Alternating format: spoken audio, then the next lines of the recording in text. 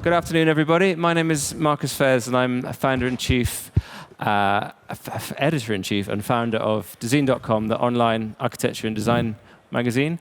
And I'm delighted to be here in conversation with Ed Barber, closest to me, and Jay Osgerby, the two halves of Barber and Osgerby. You keep changing the name of your office. It was Barber Osgerby all run together as one word for a while. Then it was Barber ampersand It's more of a graphic. It's a graphic issue more now than a graphic.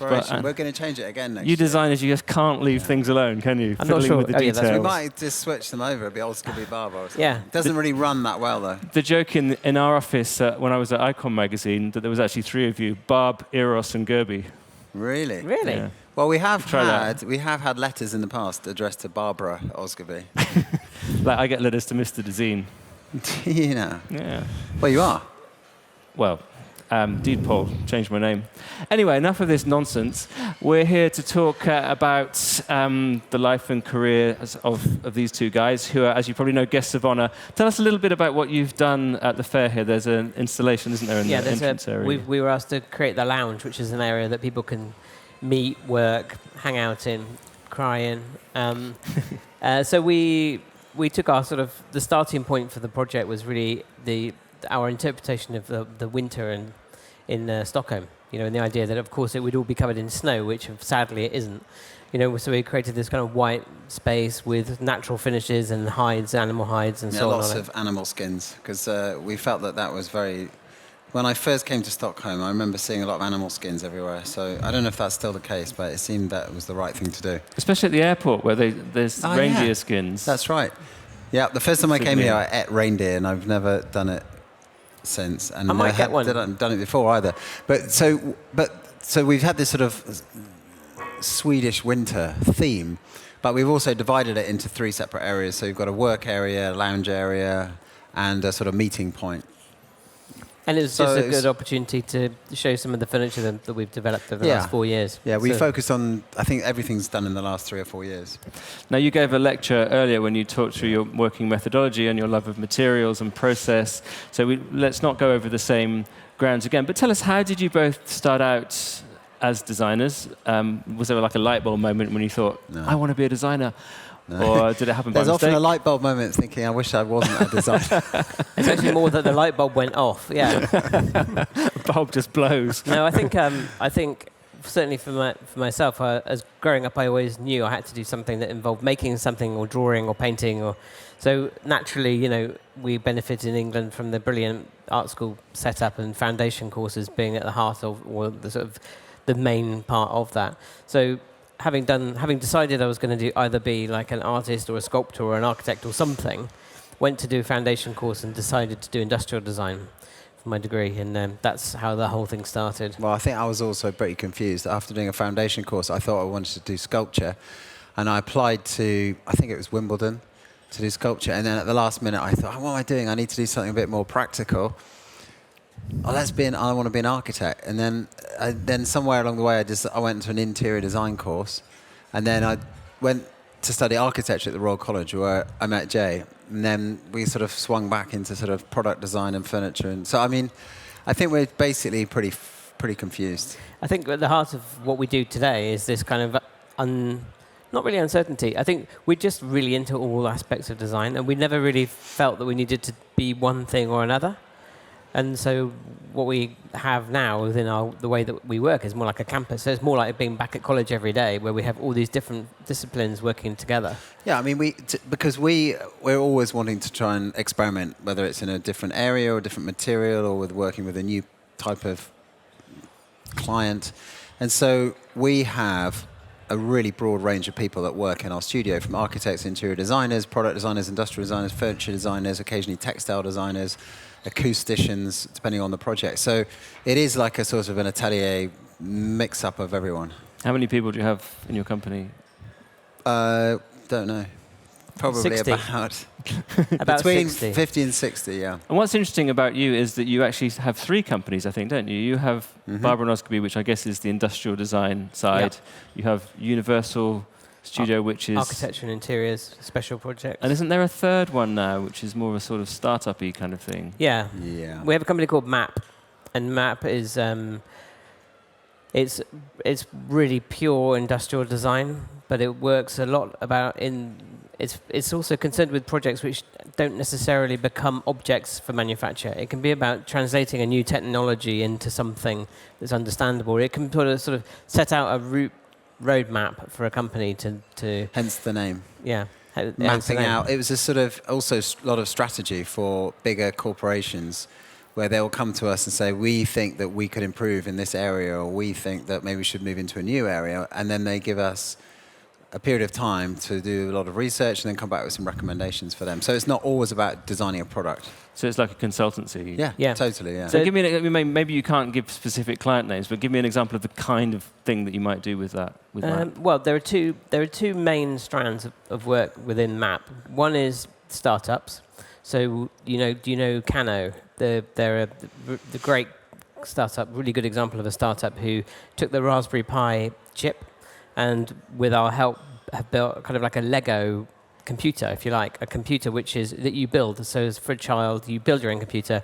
It enables you to understand what goes on behind the screen and actually to hack things like Minecraft and so on. So and that was something that we designed everything for them and also got them through Kickstarter, got them financed and have got involved in that way. And then on the other side, we work with companies like Panasonic, for example, thinking about how new technologies from Japan can integrate into the way that we live here.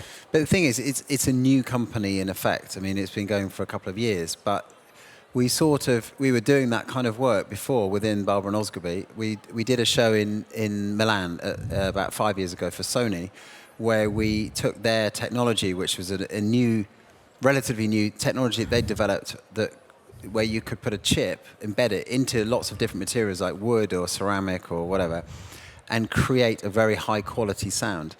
So we took that technology, we did this huge installation, and developed 4 or 5 different, basically speakers. They're new archetypes for speakers. So we combined light with a speaker, so you could have a pendant lamp that was just a normal lamp, but at the same time gave you high quality sound because the shade itself vibrated. So this was our first sort of foray into that type of world. And I think that's very interesting because there's a lot of young designers coming out of college these days. There's not enough work for them. And often they'll say to me, like, how can I get my chair into production? And the answer is maybe you'll never get your chair into production, but you clearly have a skill. Yeah. Think about what else you could do. Like architects as well. Like what do they say? How do I start out as an architect? I always say go to Hollywood and become a motion graphics expert. And do you think that designers need to sort of be a bit more open-minded about what they consider design, be thinking a little bit beyond chairs? We definitely think like that, and the people that we employ think like that too. Because one minute they can be working on an architecture project, the next minute they could be helping us make a film for a client. It really is a mixed-up place that we've created. And I think if you're a furniture designer, it depends what kind of thing you're into. But if you were, let's say, you go to a college show and they've designed a really beautiful wooden chair. I mean, in a way, you've more chance of actually becoming a woodworker and doing it yourself and selling it and distributing it yourself in a way than trying to find. I mean, I'm talking about making a living here. I mean, you could find someone to make it, but actually, to make a living out of furniture design is pretty tough. It's really tough, actually. I think it's almost impossible if you work on the model of just getting a royalty, a small royalty from a manufacturer. One interesting thing that's happened in Sweden this week, in fact, is there's been 2 developments. One is that Claes and Kavista Runa have set up a new label, which is aimed at, instead of the designer giving the rights to manufacture their product to a brand and then maybe getting 2% of the wholesale price, the designer self-produces and then sells it through the brand and gets a much higher price. And then the other interesting example is that Hem, the startup Scandinavian company, which was all about selling products through the internet, got bought by Vitra a few days ago.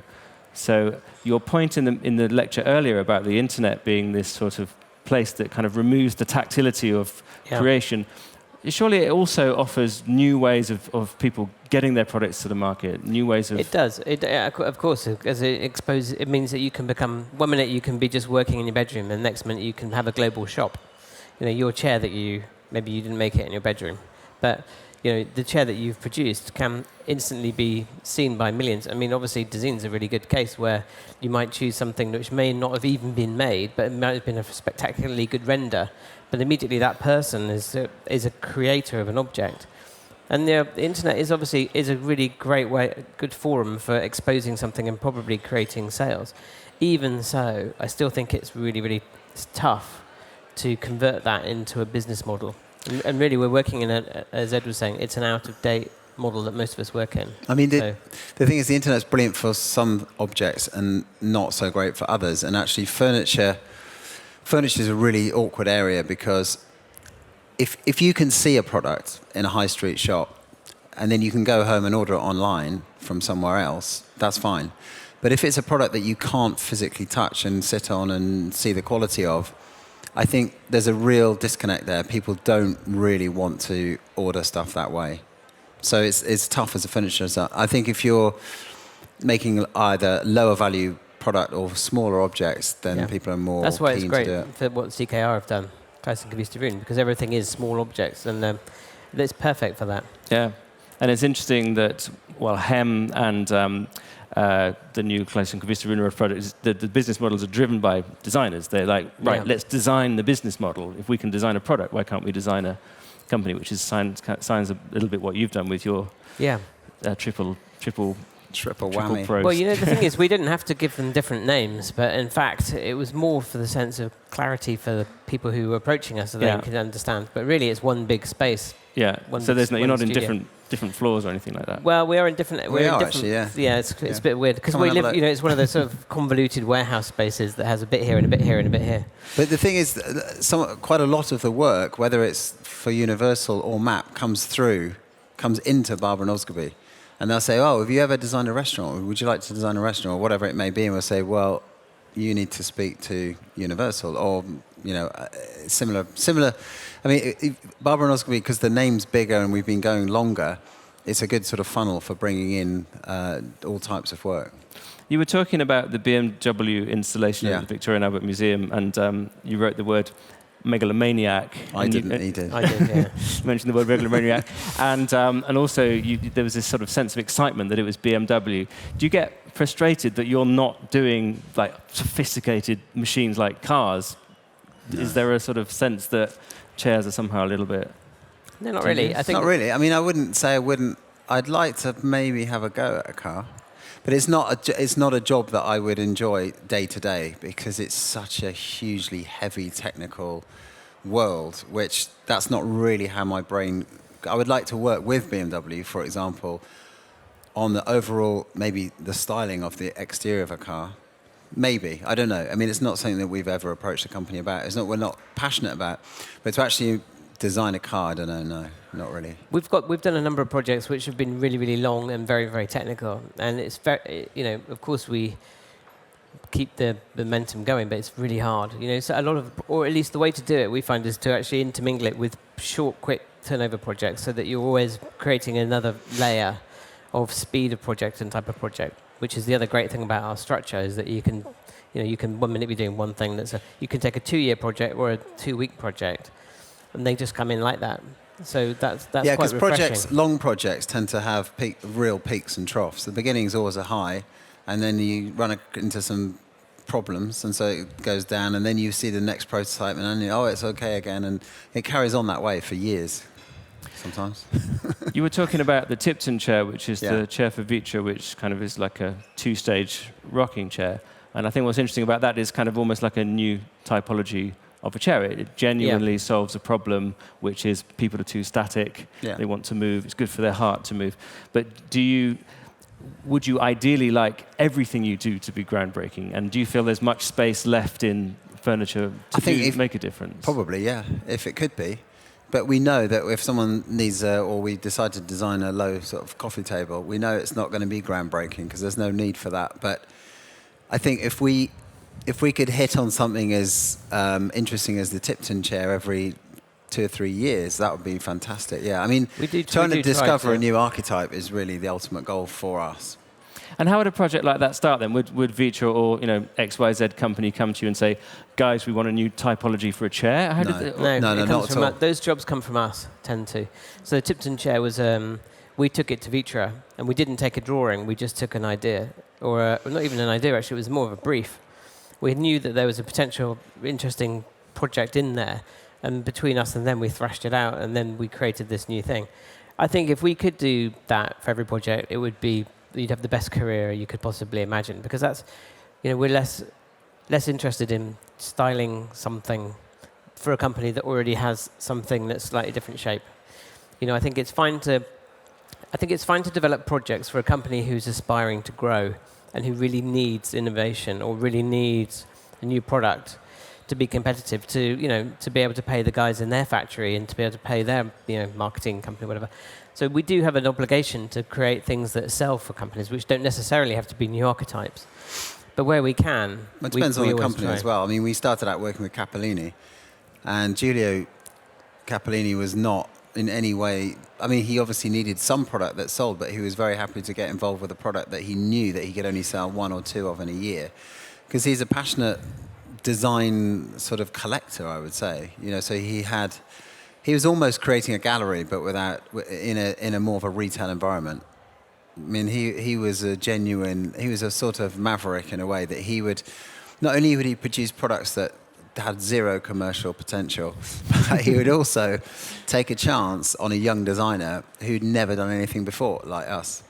There's been a lot of criticism recently about that kind of model, but I guess the flip side is that for a young designer to have done a product with a big name like Capellini, even if you didn't make any money from it, is an important valid step in your career. Well, if you look back to Capellini in the years when we were working with him, when we started, I mean, he launched our career in the furniture industry. Ronan Burlek was launched there. I don't know if he launched Jasper, but he certainly did a lot for Jasper Morrison, Mark Newson. I mean, there were just endless people who were at the very beginnings of their career involved with Capellini. I think we just caught the tail end of that movement, that kind of designer, celebrity designer of the 90s. And I think we just sort of came through as the door closed. And then after that period, those guys became very, very famous. And then that's not something that we've ever really wanted to be. We've not, going back to the megalomaniac thing, I was sort of joking. It's absolutely what we're not. But we work pretty hard to make things which we really think people will like. But when we get the opportunity to do a special project, like the V&A thing, we do go slightly more mental than normal. Well, we like to scare ourselves, really, and that really was a scare. I mean, both the Torch and that project were quite scary because, the Torch because it was such a internationally visible project, and the timescale was very tight, and the V&A one was. We were really challenging the V&A to be able to allow that to happen there. We were challenging Arup to technically make it work, and we were challenging ourselves because we had no idea if it actually was going to function. But we were also challenging the festival because it's a design festival, and you sort of say, well, what the hell is the relevance of what we did for the design festival? And for us, the thing about the festival is that it really engages lots of people in London who don't give a shit about design, really. They need to be able to, we think it's important that people have the opportunity to see the world differently. And if we, under the umbrella of design, can enable that to happen, then that's really good. And it's like a holiday for us. But it sounds like you're almost at times daring people to say no. So you'd propose this preposterously large thing. We thought they would definitely say no. We thought that we wouldn't be allowed to do it because we didn't think that Buckingham Palace would sign it off. And we didn't think that Martin Roth, the director of the V&A, would feel comfortable having something of such a monumental scale and weight in that room, which also has a basement, which was another thing that we discovered halfway through the project. When the floor started to sag. Yeah. And also with the Olympic Torch, I like the story that each time you went back to the client with the presentation model, the logo was getting smaller and smaller, daring them not to notice in a way. Yeah, but we pushed it too far. It was such a shame. It was down to this size and then suddenly it doubled again. Back to what we were talking about royalties. I mean, do you go to manufacturers and accept their standard royalty, or do you have some kind of clever It depends. trick? It depends, really. Can't give away trade secrets, but rarely accept, I'd say. In fact, never accept, and always challenge, and frequently get lucky. Well, So I say you lucky, you but negotiate. Always. Yeah, we do negotiate. But, the thing is, it's not like... It's pure pragmatism, really, because you know how it is living in London. We want to employ people who we can pay so that they can live in London too, you know. And it's really hard. Yeah. That's why, if you're getting paid in euros from Italy, from a small producer who might be making very beautiful things, but not very many of them, you have to be ingenious to figure out how you have a studio. Yeah. Or we'd all have to go and work in the Outer Hebrides or something. Yeah. Yeah, I mean, the running cost of a studio in London compared to, say, Berlin, I mean, that's an extreme case, but even Milan or Paris, it's probably 25 to 40% more, and you have to pay people more. And I mean, it's something that in the last year has become an issue for us, because whilst we pay people very, well, I say very well, we pay them exactly what you'd expect to be paid. We're certainly not lower than that. We've lost 2 people in the last year who've said, I can't really make it work living in London now. It's just become too expensive for me. And they've gone back to live in Italy and France. So it's becoming more and more of a problem now for London studios. Yeah, yeah. And when you're negotiating with these brands, are you negotiating on percentage, or are you taking equity, or are you getting cash up front? Whatever you can. We have all different models. Sometimes we take equity, sometimes you get a fee, sometimes you get a royalty. Free chairs, sometimes, free food, anything. Coffee forever. Business class travel. A BMW. Yeah. Whatever you get. You're taking notes out there. Yeah. I'm pushing you as well to the point. I'm trying to get you to yeah, say. but it's true. We do. I mean, we're not just joking. You do. Because some companies will absolutely not deviate from their royalty because they say it's unfair because we've been paying our other designers who've been working with us for 10 years or 20 years that royalty. So it's unfair. Why should we pay you more? And we say, well, why shouldn't they? Should have argued with you. Or you don't have to tell them. Don't tell them, or give them more as well. Why not? They know they're going to know now, aren't they? Well, we haven't disclosed. Well, I could ask you the figures. Do you want the figures and the companies? Yes. Yeah. If you could just project that on a spreadsheet on the tricky thing is. No, but also it depends. Sorry, just to say. So. If you get 3%, 5%, 7% with one company, the difference is almost irrelevant if they're not really selling much or your product's, very, very low value. But if you're working for a bigger company, I mean, we also work for bigger ones and smaller ones. A 3% or a 4% royalty is actually going to bring in quite a serious amount of money every year. It just depends on the product, really. Yeah. One thing. So you can negotiate as hard as you like with a tiny, tiny manufacturer, and there's sort of a waste of time, really, because the difference at the end of the year is so small. We do a really good job of investing in companies, even when we don't think we're investing in them. You mean investing your time? Or our lives. So what we do, the other thing about what we have set up is we've set up the ability to run some projects as normal commercial projects under normal fees, and we tend to use any reserves to invest in projects which are just really interesting. The money is irrelevant. Well, luckily, we have this structure that enables us to kind of finance interesting projects. And that's a real treat, because unless you're already loaded, you just can't do that in a small design studio. And I guess also if you're going to brands with an idea for a mold-breaking product, you've got some leverage. You could say, well, if the answer is no, then we'll just go and take it somewhere else. Now we have. Yeah. So in other words, you're kind of, although you clearly are designers who love materials, you're actually quite commercial in the way you deal with people. It doesn't need to take very long to have those decisions, though. It takes a really long time to design something brilliant, but to actually come up with a way of working the beginning bit of a relationship with, say, Vitra. Yeah. It's a conversation over a coffee, and then that's done, and then you can just forget about it and just do your good work. Also, the other thing I would say about, if we're talking from a commercial point of view, you've got to make sure you give the right product to the right company. You could have 2 big companies, and you give it the wrong product to that company, and you're going to make 50% less than you would if you give it to that, because their market is more, I don't know, they sell better in Asia, or they sell better in North America, or whatever. So there's a bit of know-how. There's a lot of know-how, actually, to make sure you're not wasting a product with the wrong company. Yeah, I guess that just comes through experience, though, does it? Yeah. I mean, research. Yeah, we always get it wrong. And because there's a lot of talk in the UK about the decline, potential possible decline of the art school system. But one thing about the art school system, which I went through as well, I studied 3D design as well. Did you? I was hopeless at it. Journalism really? is clearly Where was that? everything I made wobbled a lot. And I had no patience with the materials. Like maybe that's why the internet's great for me, because it's like ether. Yeah. But anyway, there was no business training whatsoever. No, and it was in the 80s when I was studying, it was a kind of quite hardcore socialist approach, which was like business is bad. Yeah. I remember my sister said, "You're going to be a businessman." I was like, "No, I'm not."